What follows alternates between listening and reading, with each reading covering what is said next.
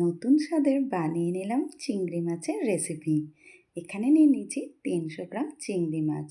চিংড়ি মাছগুলোকে ভালো করে ধুয়ে পিঠের অংশটা দেখুন বাদ দিয়ে দিয়েছি কেটে। কড়াইতে দিয়ে দিলাম সর্ষের তেল। সর্ষের তেলেই আজকে চিংড়ি মাছটা বানিয়ে নেব। তেল গরম করে নিয়ে তার মধ্যে দিয়ে দিলাম পেঁয়াজ কুচি। পেঁয়াজটাকে হালকা নরম হওয়া পর্যন্ত নেড়ে নিলাম।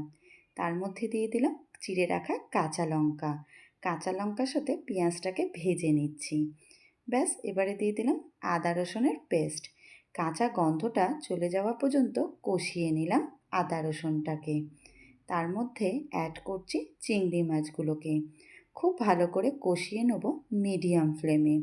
এরপরে এর মধ্যে গুঁড়ো মশলাগুলো একে একে দিয়ে দিচ্ছি। হলুদের গুঁড়ো, লঙ্কার গুঁড়ো, জিরে গুঁড়ো, ধনে গুঁড়ো আর পরিমাণ মতন লবণ।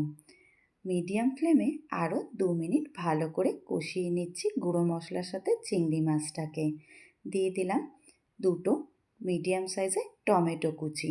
টমেটোটা নরম হওয়া পর্যন্ত একদম ভালো করে কষিয়ে নিয়েছি। টমেটো দেখুন একদম গলে গেছে। এই সময় দিয়ে দিলাম নারকেলের দুধ। নারকেলের দুধটাই কিন্তু চিংড়ি মাছের টেস্টটাকে আজকে বাড়িয়ে দেবে।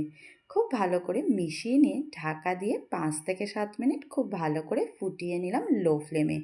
ঢাকা খুলে দেখিয়ে দিলাম, দেখুন কি সুন্দর হয়েছে না, একদম মাখা মাখা। সবশেষে দিয়ে দিলাম গরম মশলার গুঁড়ো আর ধনে পাতা।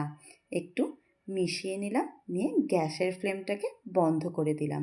ব্যাস, সার্ভ করে নিচ্ছি আজকে চিংড়ি মাছের রেসিপি। কেমন হয়েছে আমাকে কমেন্টে অবশ্যই জানাবেন। ধন্যবাদ।